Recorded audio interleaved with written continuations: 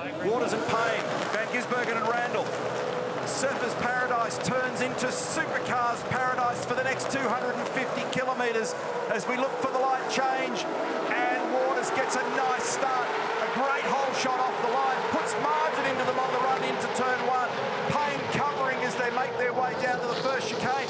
Great job by Randall, who's got it all crossed up and locked up. Mostert has to run wide there as well. Van Gisbergen's dropped back a little. And now Randall covers on the inside. We've got Waters, we've got Payne, we've got Randall, Mostert, Van Gisbergen 1 to 5. And did Van Gisbergen get damage there? Because he had to run right across those inside curbs. And very easy to bend his steering arm or bend the shock absorber when you do that. He had no choice but to smash it over the inside curbs at turn 1 and 2. And we saw that stationary shot of Slade parked awkwardly down there. So has he been able to move that car from harm's way? Shadows on the run into turn 11.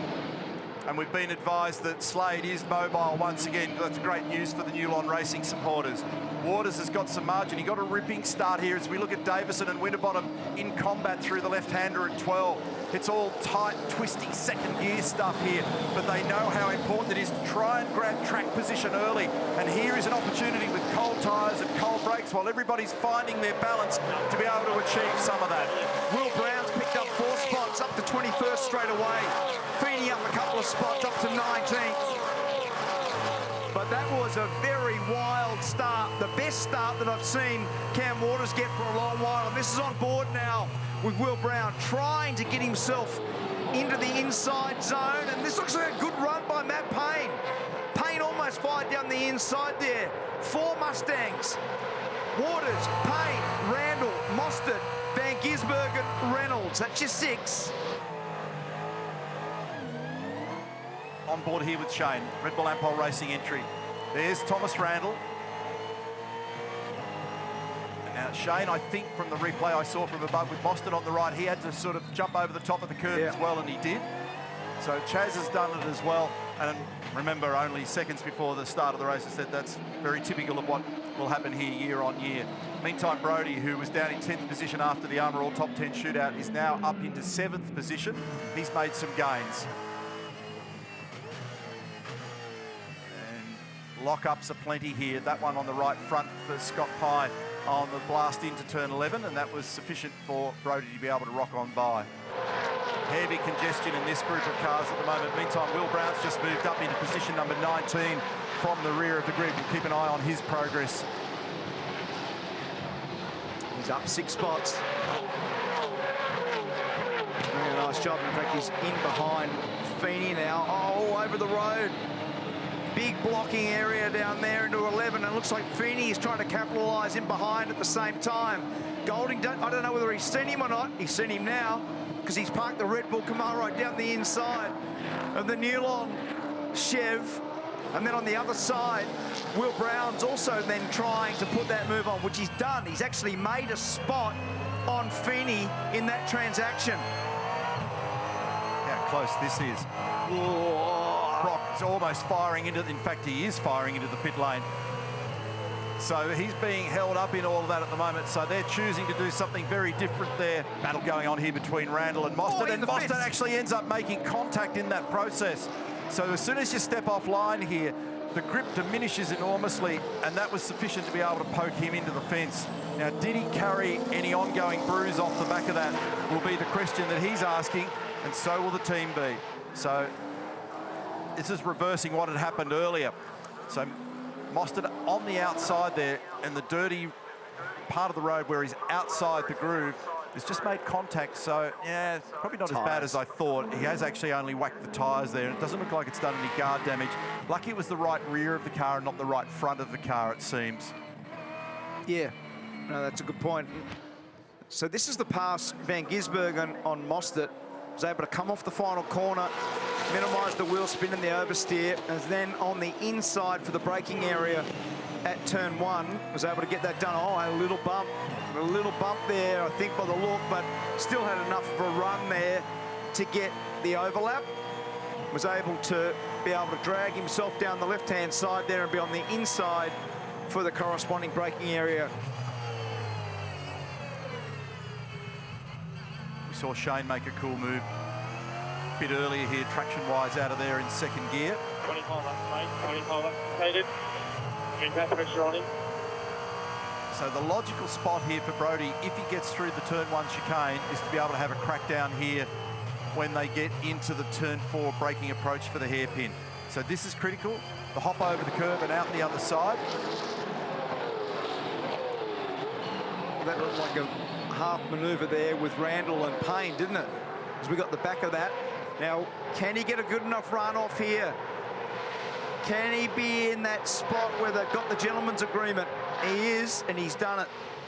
So that's a big move, because pace-wise for Kostecki now, he's got clear air, and he'll be able to park himself in a spot that limits the risk in this next phase of the race. He's now behind his championship protagonist, Shane van Gisbergen. In comes Cam Waters. Let's go to Larko. Yeah, Crompo, I just thought it's opportune as Waters comes into pit out of the lead. If you haven't been watching our telecast, you can jump online and go back and see the real detail, but this parity adjustment we've seen to the Mustangs. It got triggered after Bathurst. It's clearly working. What is it? Around the front here, we've got these scallops here for smoother airflow, less drag.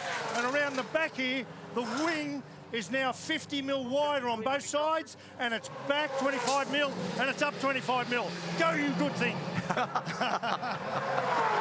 Pretty hard to work out who you're supporting here, Larko. So Mark Larkham, passionately a Ford man through and through.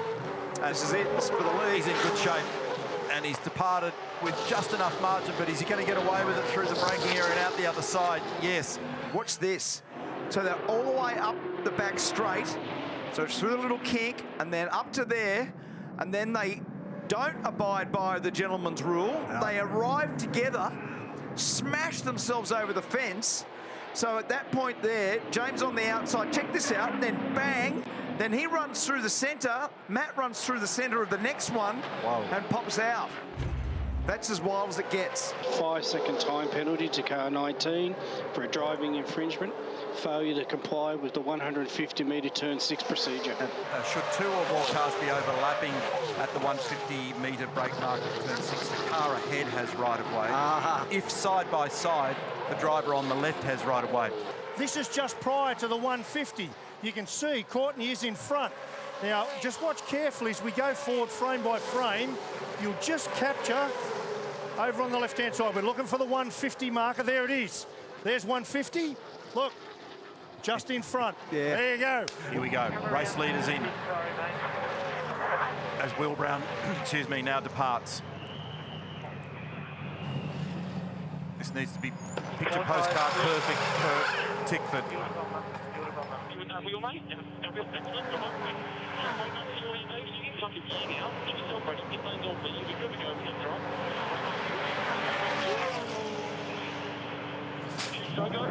Just looking for where Waters is.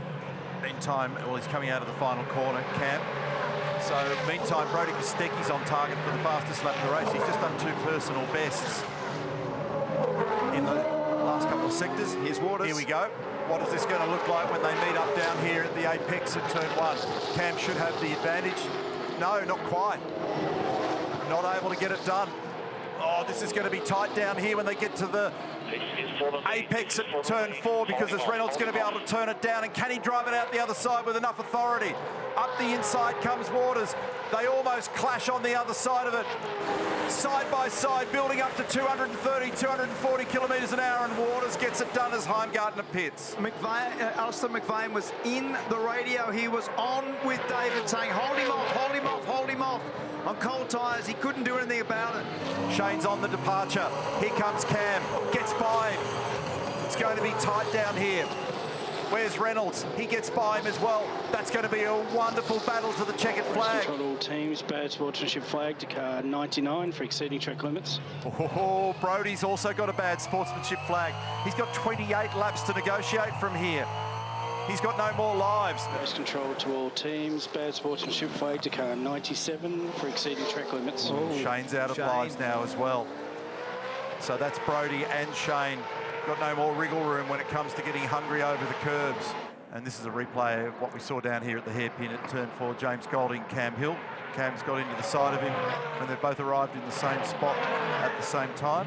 Pressure here, enormous pressure here on David Reynolds now in the back end of this race as Van Gisbergen gets much, much closer to the rear wing. Thank you for the update, Mark Larkham. Traction out of here has been strong for Shane. He gets it up the inside. There's nothing between these cars as he grabs third gear.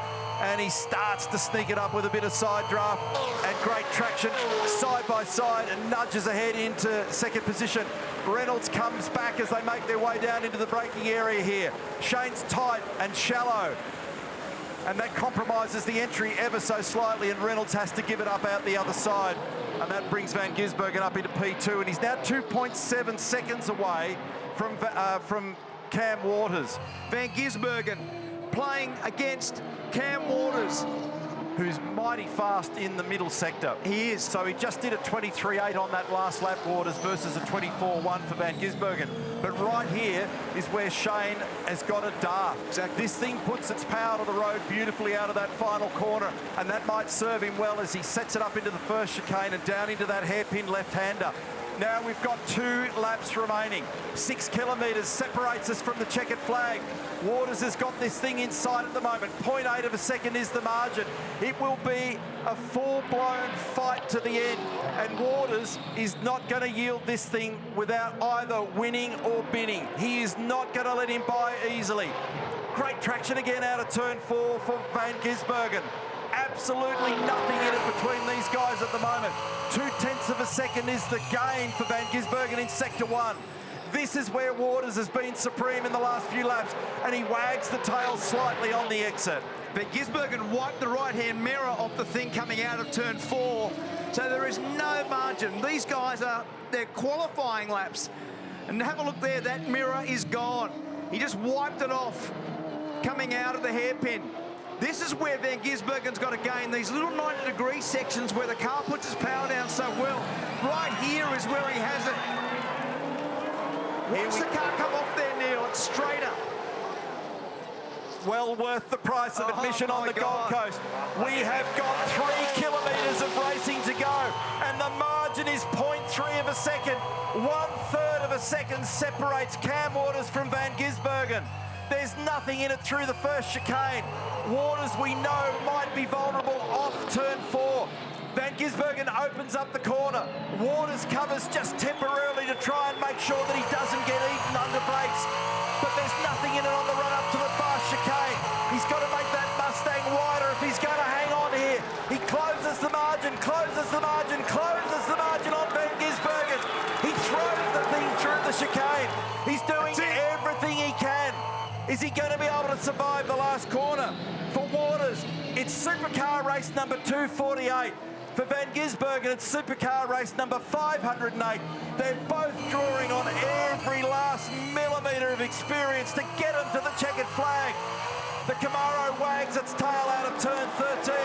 Waters might be able to hang on, but it's going to be very, very close. He's got unbelievable traction, Van Gisbergen. What's it like out the other side? What an outstanding supercar race, and I think that Cam Waters has ticked the box. Waters is the winner at Surfers Paradise in an epic supercar race. Mate. Yeah, boy. Great job, mate. Great job. How Good, mate. good Great job. was that? That was one of the best car races we've ever had here. And how was the run off the beach chicane? If there was one section of road in Cam Waters' life, he did the most superb job through that beach chicane because he opened the gap up to get away with that win. Sincere congratulations to Cam Waters and everybody at Ford and Tickford for what was a tremendous bounce back. What a run by that team. Here's confirmation of the results for you. Cam Waters gets home by tiniest of margins after 250 kilometres of fantastic supercar racing over Shane Van Gisbergen from David Reynolds, followed by Thomas Randall, Brody, who we just heard from.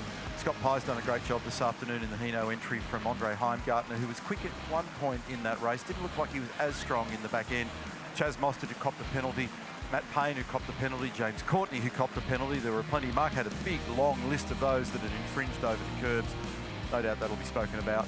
Will Brown had a shocking qualifying run, but has managed to claw himself back into some decent points positions there, into position number 11. Winterbottom, De Pasquale, Feeney, Davison, Jones, Golding, Percat, Hazelwood, Fraser, Slade, Fullwood, Hill, Smith and LeBrock. This is what it all means now in the championship. That 131-point margin is now 104. No change in the top 6 positions, but Cam's victories vault him 2 spots in the championship up into position number 7. Di Pasquale, LeBrock have gone down a position. Will Davison's come up 1 spot now into the top 10.